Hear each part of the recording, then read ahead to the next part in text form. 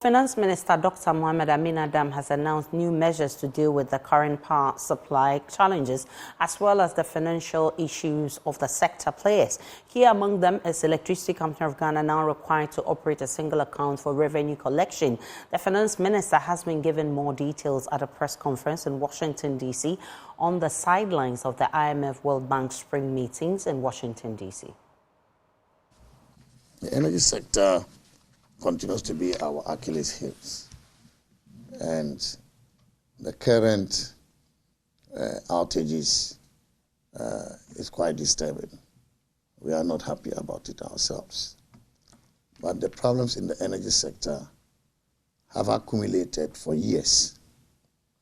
We have addressed some of these challenges, but some of them are also emerging that needs immediate attention. And so under the leadership of His Excellency the President, we have agreed to a number of measures that we have started implementing.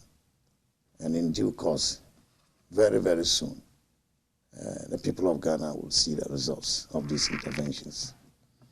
Particularly the cash waterfall mechanism, which faced some challenges, is being repositioned to deliver and to achieve its objective. The revenue collection by ECG really has improved, but we haven't gotten to where we want to get to. We want ECG to collect, to populate the cash waterfall mechanism to the levels that can provide cash flow to all the other SOEs in the value chain, and that can also pay for fuel, and that can pay for the power IPPs are providing.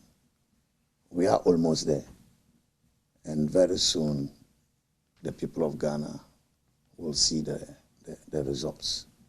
To bring accountability and transparency to bear on the cash waterfall mechanism, we have started auditing the cash waterfall, and we are also required to publish the findings from the audit. We've already done one audit and we've published the findings. We are going to continue to do that so that we can bring transparency and accountability, so that all revenues meant for the cash waterfall goes to the cash waterfall for the purpose for which it was created. We've also established a single collection account.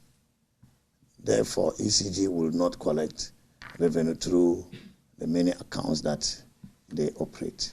Everything will come through a single collection account, so it is easier for all of us to track.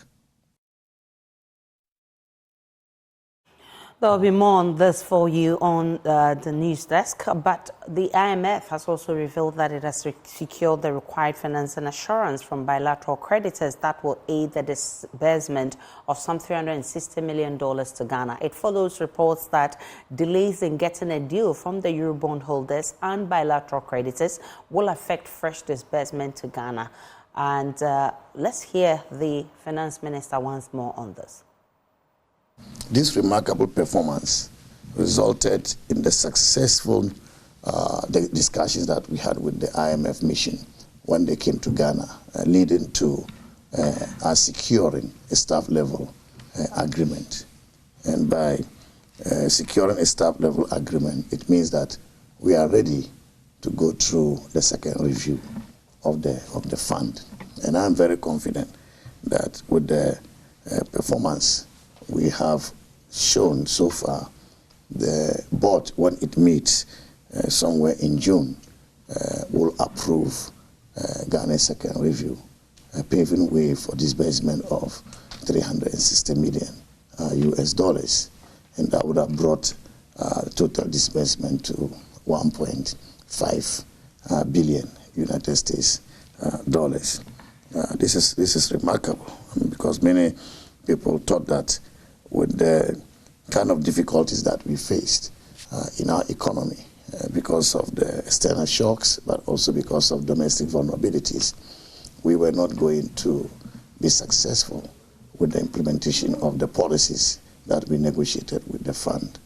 But I can tell you that the fund is pretty happy They are very positive about our performance, and we will continue to do the best we can under the leadership of our President Nana Addo Dankwa Akufo-Addo, to give good account of ourselves in the management of the economy.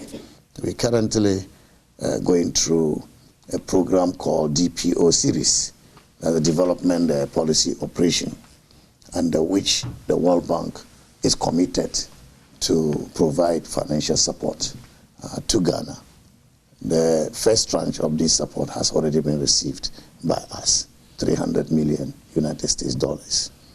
And that is what we call DPO1.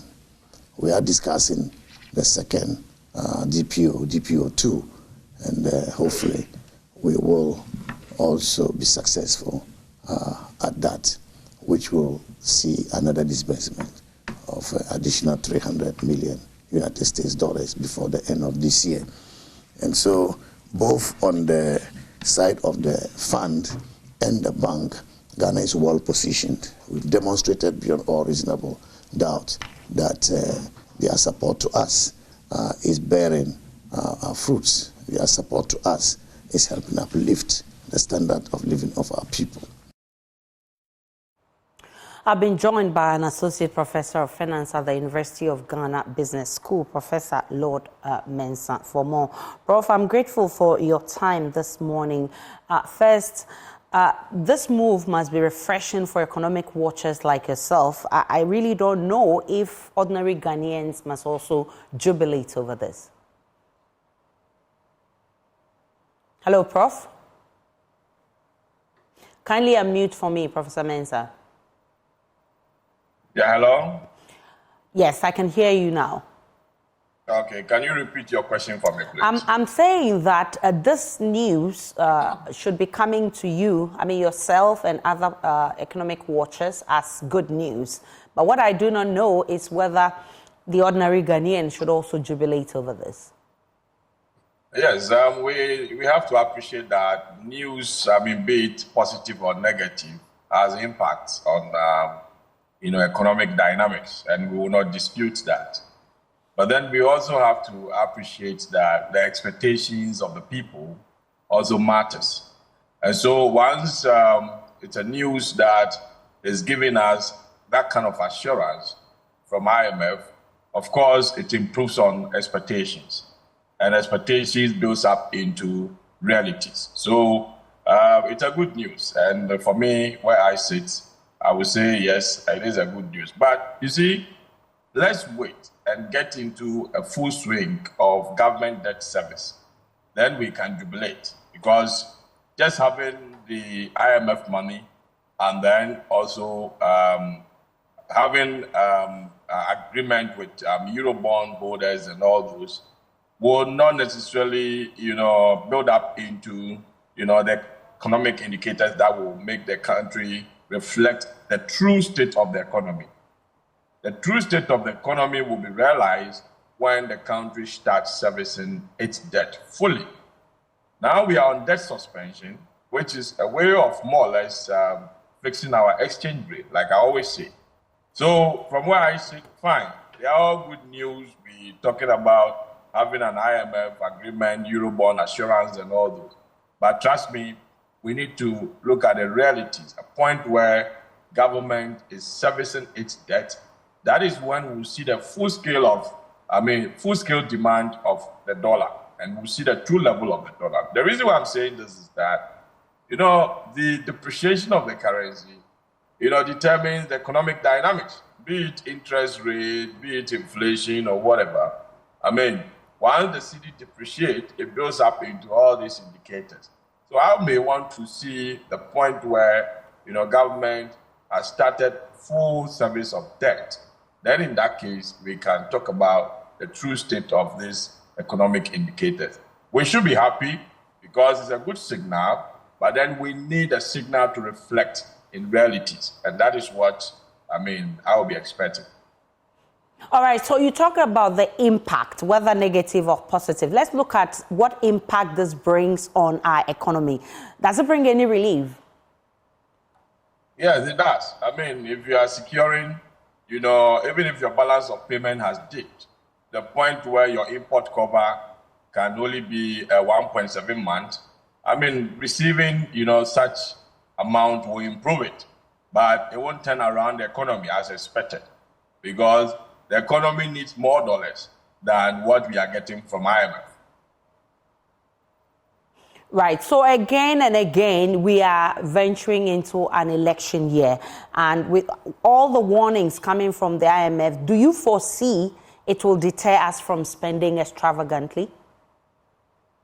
Yeah, we may spend, but being under IMF program, we may be within, the dictates of the parameters that is required of us. And so we're going to spend all right, but it's not going to be the usual, election year without IMF. Remember, we've had this situation before, to a point where, some government had to lose elections because they couldn't spend the way they want. And so we're going to see a repetition of that, this year, because at the end of the day, when you are within the IMF and you are restricted to read a budget that will have a deficit of, closer to 5%, then obviously it limits your spending, because you've not opened up, unless you want to throw out the budget that you've read, through the mid-year budget review that is about to come. But apart from that, I can tell you that it's not going to be the usual election year overspending under an IMF. Now, you spoke about how we are going to be feeling it the more when we start servicing the debts. Paint a picture for me. How's it going to look like?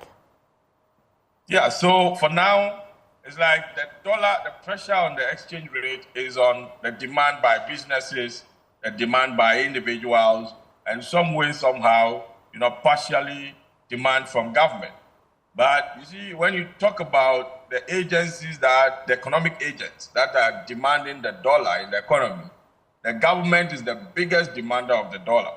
And the point where we have to pay coupons, point where we have to pay, mature debt in external currency, obviously that will increase the demand. And so the levels of exchange rates that we find ourselves in is not going to be the same level.